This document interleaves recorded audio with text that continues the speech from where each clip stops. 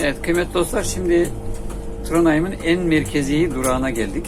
Kongens Gata, Prenses Gata hepsi bir arada. Burada hem şehirler arası giden otobüsler var. Şeyi gösterebilirsen mesela. Hem şehir içine giden otobüsler var. Burada 24 metre uzunluğundaki metrobüsten ya da buranın tabiriyle metrodan yolculuğumuz var. Bakın karşıda şu anda bir sürü otobüs var. Çünkü mesai bitimine de denk geldi aynı zamanda. Evet. Dolayısıyla hem özel araçlar hem toplu taşıma araçları hepsi arka arkaya yığıldı. Evet, bu kadar şeyine rağmen, kalabalığa rağmen, sonra kış günlerinde burada çok büyük bir kar miktarı olmasına rağmen şoför beyin de söylediği gibi çok büyük böyle şey olmuyor. Trafik aksaması olmuyor. Yolları çok iyi açıyorlar, evet. Yol hizmetleri falan çok iyi burada. Ben şehirler arası yolculukta yaptığım için biliyorum. Dolayısıyla şu an hani birazcık tıkanıyor olsa bile mesai saatinden dolayı normalde olabildiğince akan bir trafiğe sahip. Dikkat et, hep genelde trafikte otobüs trafiği daha çok. Yani Trondheim'de bildiğim kadarıyla Norveç'in bile hani Oslo'da şurada burada metro olduğu için yeraltı. Burada yeraltı hiç yok. Hep otobüs kullandıkları için doğal olarak yani bazı hatlar var.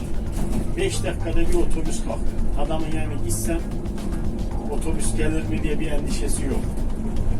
Yani aynı zamanda otobüslerin hatta ayrı değil mi? Hiç kimse girmiyor ya. Tabii herkesin. Taksilerin ya da özel araçların hatlara ayrı. Yani şu an mesela bu çizgide burası bize ait. Normal adam giremez buraya. Normal Ama taksiler hariç. Ticari taksiler hariç. Ticari taksiler hariç. Evet. Buraya adam giremez yani normal sürücü. Ama ben onların yoluna girme hakkına sahibim. Çünkü zaman zaman onların yolunu da kullanmam gerekiyor. Sen kamu hizmeti verdiğin için herhalde. Tabii. Evet. Sol tarafımızda Nidaros Katedrali kaldı. Birazdan Nidelva Nehri'nin üstünden geçeceğiz. Buranın büyük köprülerinden birisi. Evet, bu durak da zaten Nidaros Doğuman dedikleri durak.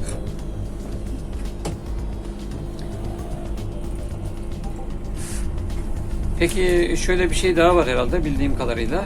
Normalde şehir merkezinde yaşayanlar için çok büyük bir ya da dışarıdan gelenler için burada şehir içi park çok pahalı diye biliyorum. Evet. Bir dakika. Evet, şimdi kıymetli dostlar, Nidelva Nehri'nin üzerinden geçiyoruz. Burada bol miktarda var, köprü var. Onların birisinin üzerinden geçiyoruz. Evet, sağlı sollu çok güzel evler var, tarihi evler var, tarihi binalar var. Trondheim normalde Norveç'in eski başkenti, 3. büyük şehri. Evet, bu park ücreti çok pahalı olduğu için bildiğim kadarıyla insanlar arabalarını şehre gireceklerse mesela o kenar semtlerden, diğer şehirlerden şehrin dışındaki parklara bırakıp toplu taşımayla geliyor. Doğru mudur? Evet, yani pahalı olduğu için insanların genel tercihi toplu taşıma. Gerçekten de toplu taşımayı çok kullanıyorlar. Yani biraz önce dedik ya, öyle yer var 5 dakikada bir otobüs kalkıyor. Yani çoğusu da bazı zamanlar hariç boş gitmiyor. Full doluyor. O yüzden insanlar ama pahalılıktan ama çarşıda trafik oluşturmadan bir de halkta bilinci var. Trafik oluşturmaması için çok evet, şu anda otobüsleri toplu taşımayı çok sık kullanan bir topluluk. Şu anda ana yollardan birisi olduğu için buranın tabii ki bir de mesai dışı oldu. Dolayısıyla mesai saatinin bitimi oldu. İyi bir trafik var.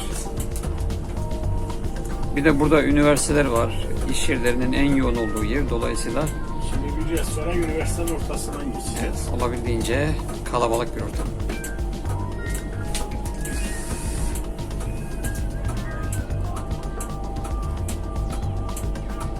İnşallah bir şeye geliyor abi. Ama inşallah hallederiz abi, bir şeyler yaparız. Evet, şimdi bir tane daha soru.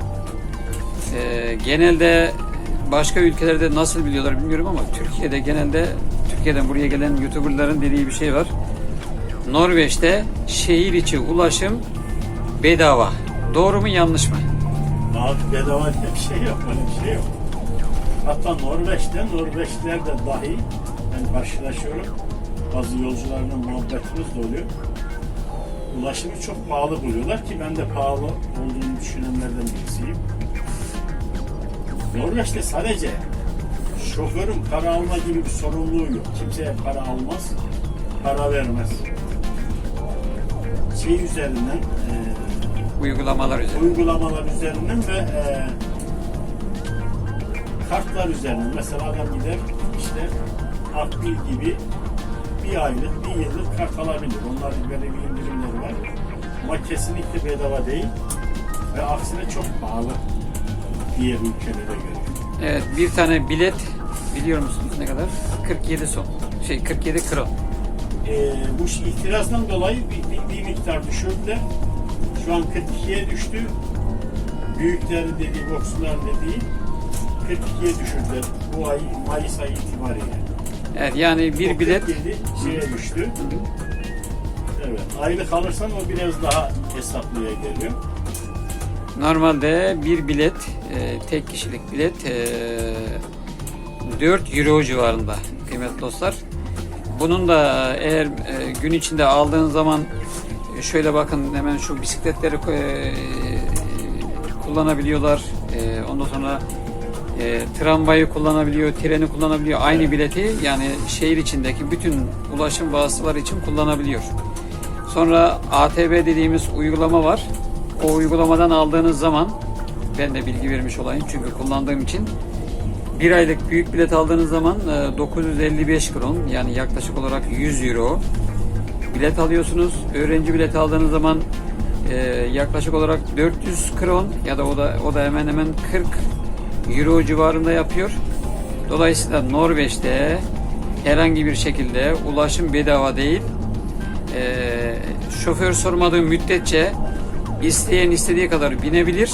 Şoförü sorma hakkı yok. Tabii ki. Kontrollü edenler, daha doğrusu evet, kontrolcüler gelip de sorduğu zaman göstermeniz gerekir. Göstermediğiniz zaman 1100 kron, yani bir bilet yerine 110 euro ceza ödeme durumunuz söz konusu. Dolayısıyla burada güvene dayalı bir durum söz konusu. Herkes bilet alıyor diye kabul edilir. Ondan sonra kimse onun kaçağına göçene şey yapmadan, tevessül etmeden bilmiş olur.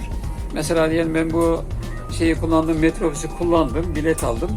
Aynı bileti hemen buradaki skoturlar için de kullanabiliyorum. Çünkü onlar şeyle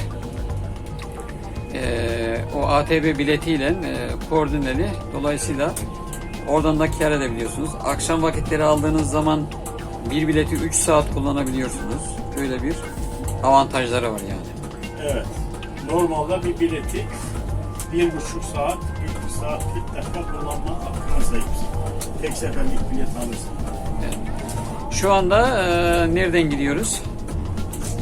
Şu an üniversitenin içinden geçtik. Ya, ben unuttum, tam üniversite buranın en büyük üniversitesi.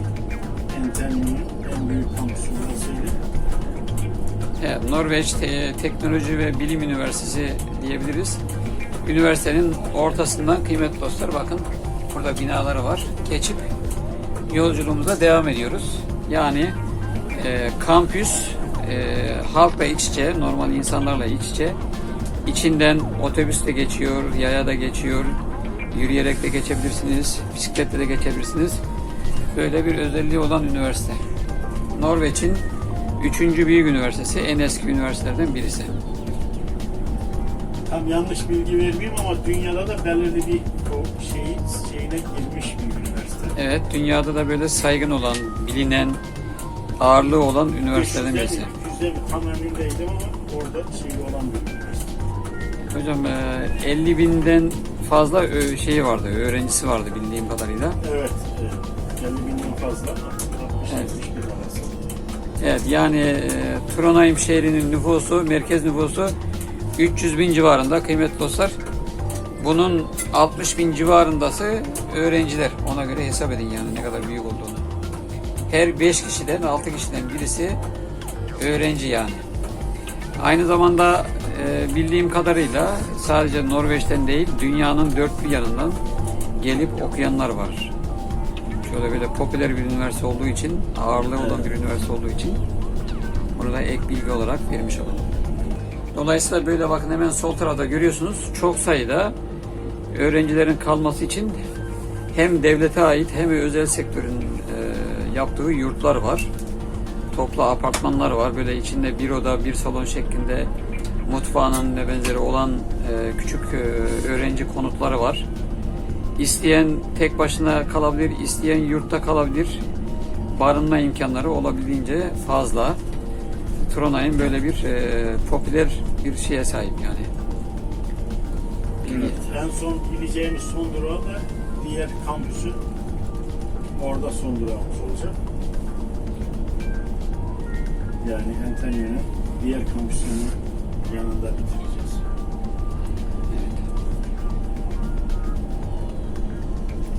Evet kıymetli dostlar, yine gördüğünüz gibi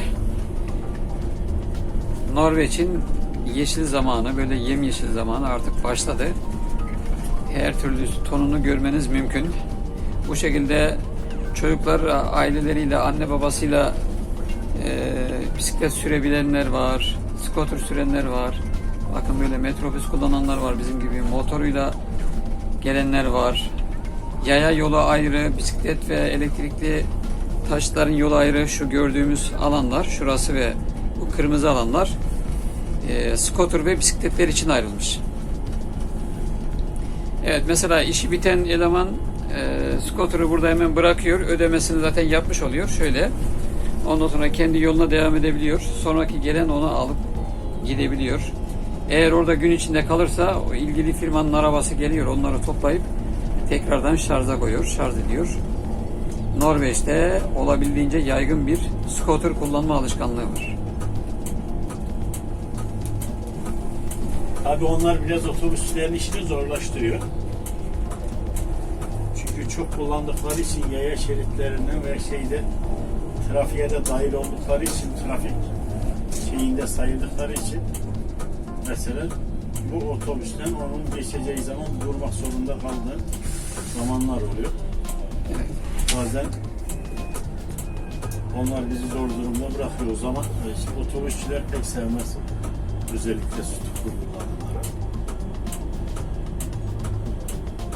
Evet, burada şeyler var değil mi? Kapıları tek tek açan düğmeler de var. Tabii. Toplu açan da var. Ya da kendiliğindeki isteyen açacağı şekilde otomatik olanlar da var. Şimdi ben buradan şeyi görüyorum. Bütün kapıları görüyorum. Hı hı. Hangi kapıda şey varsa istersen tek tek açarım. İstersem şuna basar hepsini birden açarım. İstesem şuna basarım. Otomatiği alırım. Adam gelir elini dokundurur açar. Bir müddet sonra da otomatik kendisi kapanır. Evet. O yoğunluğa şeye göre ben kendim ayarlıyorum bunu. Evet, bu sağ taraf yine kıymetli dostlar. Sağ tarafta da, sol tarafta da yine öğrenci, student biliyorlar. Yani öğrenci şehri diye geçiyor Norveççe. Öğrencilerin kaldığı böyle bol miktarda şu kahverengi binalar, bu yüksek katlı binalar, bu sol tarafta da var yine. Bol miktarda dediğimiz gibi burada öğrenci barınma yerleri var.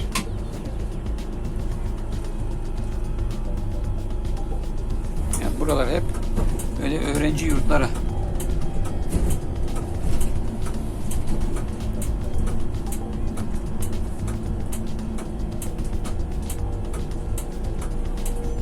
Şimdi mesela buna basıyorum, vatandaş kendisi kapıyı açıp kendisi kapatıyor. Otomatik kapanıyor. Ben uğraşmıyorum. Hem dışarıda hem içeride değil mi? Evet, adam elde dokunuyor, açılıyor, dokunuyor. O gittiği zaman kapanıyor şimdi. Hepsi kapandı. Evet, şu an ben sürebilirim.